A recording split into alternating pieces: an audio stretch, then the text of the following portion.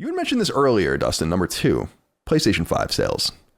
The NPD Group has released new sales data, this time for the month of February 2021, chronicling sales on the world's largest video game market, the United States. For starters, when counting for unadjusted dollar sales, PlayStation 5 is now America's fastest selling video game console of all time after 4 months. Overall game spending is up 35% year over year as we move into the new generation. Hardware sales are up well over 100% and more. When it comes to software, the month's top 5 best-selling games were in order and across platforms: Super Mario 3D World, Call of Duty Black Ops Cold War, Persona 5 Strikers, Miles Morales, and Madden NFL 21. Other notable games include Little Nightmares 2 at 6, which is unbelievable, Assassin's Creed Valhalla at 7, FIFA 21 at 11, Mortal Kombat 11 at 14, and Immortals Phoenix Rising at 20. When only counting games sold on PS4 and PS5, the top 10 best-selling games of the month were in order: Call of Duty Black Ops Cold War, Miles Morales, Persona 5 Strikers, Madden NFL 21, Assassin's Creed Valhalla, Minecraft, NBA 2K21, FIFA 21, Call of Duty Modern Warfare, and Little Nightmares 2. 2021's best-selling games across platforms so far are in order: Call of Duty Black Ops Cold War, Super Mario 3D World, Miles Morales, Assassin's Creed Valhalla, Madden NFL 21, Mario Kart 8 Deluxe, Animal Crossing New Horizons, Call of Duty Modern Warfare, Persona 5 Strikers, and Ring Fit Adventure. When including the last 12 calendar months, you'll find 3 PlayStation exclusives: The Last of Us 2, Ghost of Tsushima, and Miles Morales in the top 10. Timothy Bryant wrote into us on Patreon and said, "Hey, Coca-Cola, Colin, and Cordyceps Chris, he ain't here. How you both are fucking that chicken vigorously. We always do. Wow. If the supply constraints for the PS5 continue like it's going to for the foreseeable future, do you believe that Sony will be forced to have their 2022 exclusives come to the PS4 as well as the PS5 just to make sure they don't anger fans? Do you guys think they can get away with having a state of play in, say, September, bringing all PS5 games, while there are many people that September being all PS5 games, while there are many people who still can't get their hands on one? Curious to know your guys' opinion. If they can't rectify the situation for a long time, have a great day, fellas." So first of all, PlayStation 5 selling huge. We don't know specific numbers sold because they won't say. It's worth noting that the NPD numbers are based on monies made. At a $500 console compared to a $400 PS4, unadjusted, it's unclear if they would have outsold at that number. So we're missing some data, but it seems very promising. I tweeted out a pretty open question, which was, what would sales look like untethered from supply constraints? In other words, if everyone that wanted one can get one, then what would those sales look like? Unknowable, but interesting to think about. I do have to nip this in the bud, though, from Timothy and others. Sony is eventually not going to have to care about who has a PS4. They care too much already. And I really have a problem with this suddenly new mode of thinking that because people don't have a new console, games can't go to it. You know, it's like a totally new argument. I've been in this industry for over 20 years. Never heard that argument until these last few months. So we know Horizon's going to PS4. I really think that's where it stops. I don't know that we're going to get much more than that. I understand the mentality of tapping into that old player base, and I'm worried about God of War being cross-gen, which I think would suck. But I just don't know that we ever had a different generation, Dustin, where people were so worried about holding games back because they can't find a console. It seemed, I'm not saying Timothy is saying it like this, but a lot of people do say it in a very selfish way. And it's like, dude, we're not all going to wait. It's not reasonable. Why do we have the console now then? And that's why I keep saying I don't think there's really much reason to even own a PS5 right now. What do you think about the sales success and what Timothy said here about PS4 and all the rest?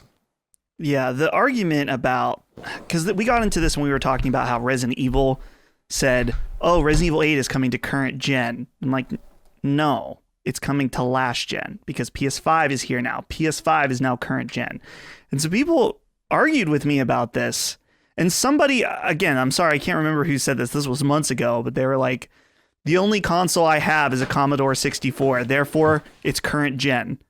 Because there's a lot of people arguing like, well, most people have PS4, so that's the current gen. I'm like, no, that's not how that works. But I think you're right in the fact that Sony has to give it up at some point, and especially now we're looking at these sales numbers, the fastest selling console in the US. So I don't know how long they are going to stretch this out, because you got to wonder that as more and more people get PS5, then the scales start to shift. When way less people had PS5, then you were angering more people that couldn't get one. But as more people get PS5, you start to anger those PS5 owners that aren't getting exclusive games. Now, there's many arguments that, well, they're still getting a PS5 game. It's just coming to PS4 also. So they really shouldn't be mad. Or who cares because they already bought the PS5? Like maybe Sony doesn't really care about upsetting those people because they're going to buy the PS5 version anyway. So I don't know. I wouldn't expect them to do this into 2022. I think that would be a very unwise decision and something that would also maybe potentially frustrate a lot of their teams that maybe then, you know, you have to imagine there's already quite a few games for exclusively on PS5 that are in development for 2022. And for them to come in now and be like, well, we can't get enough consoles out. We need you to make a PS4 version, right? Like, I don't know. It seems like you're kind of losing the point then at that point. Like at some point you got to make the cutoff. And like we said, it's the fastest selling console ever. There are more. Tell me if this is accurate, because this is what I'm gathering from this. There are more PS5s out in consumers' hands than there were PS4s at this point, if you take from launch day to now. Is that right? Again, we don't know because the numbers were different. So true. Like one was 400, one was 500. That seems to indicate to me that they're probably comparable, because I feel like otherwise they would have just said that outright. Right. Sony still hasn't confirmed how many they've sold, which is weird. I still don't understand that at all. But I'm uncertain about it. But it is weird. This generation is the first generation ever where people are actively complaining and trying to hold games back because they can't get a new console, as if new consoles are easy to find ever. Does no one remember the Wii? I mean, I don't know how many times I have to say this. The Wii was worse than this. Worse. So bad. I remember, dude. And the PS2 was pretty bad too. So this isn't new. And at that time, as I said with the Wii example, I didn't get a Wii until 2007. And I wasn't being like, that Super Mario Galaxy game better not fucking come out on Wii. It better be on GameCube, because I only have a GameCube. It's like, no, sorry. Like, that's not the way it works. And I do think that it's going to start to annoy PS5 gamers when they're like, first of all, it's not as trivial as people think, even on x86 architecture, to just port games and all of that. You make games for consoles. Then if you focus on one console, the game is going to be more refined for that one console. It's just the way it is. I mean, it's just the way development works. And I feel like we're doing ourselves a disservice as an ecosystem to want games to be held back.